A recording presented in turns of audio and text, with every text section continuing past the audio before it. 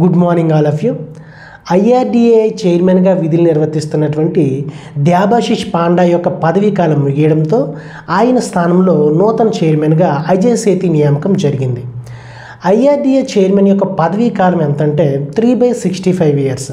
అంటే ఈయన పదవీ బాధ్యతలు చేపట్టిన నాటి నుండి 3 సంవత్సరాల పాటు పదవిలో ఉంటారు, లేదా ఆయనకి 65 ఇయర్స్ వచ్చేంత వరకు పదవిలో ఉండడం జరుగుతుంది. ఐఆర్డీఏ కాంపోజిషన్ చూసుకున్నట్లయితే ఇందులో ఒక chairman, 5 full time members, 4 part time members ఉంటారు. ఒకసారి ఐఆర్డీఏ చరిత్రను పరిశీలిద్దాం. భారతదేశంలో బీమా రంగాన్ని సంస్కరించాలనేటటువంటి ఉద్దేశంతో 1993 సంవత్సరంలో మల్హోత్రా కమిటీని నియమించడం జరిగింది.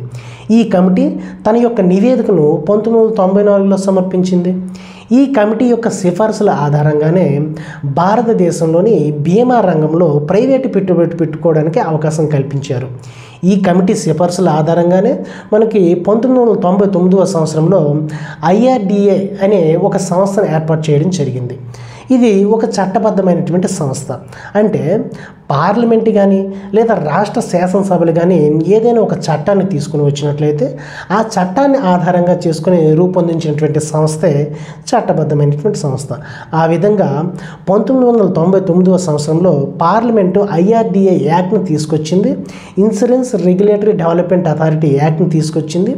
ఈ చట్టం ఆధారంగానే 1999 సంవత్సరంలో ఐఆర్డీఏఐ సంస్థను ఏర్పాటు చేయడం జరిగింది. భారతదేశంలో బీమా రంగాన్ని నియంత్రించేటటువంటి అత్యున్నతమైన సంస్థ ఏదంటే ఈ ఐఆర్డీఏ సంస్థే.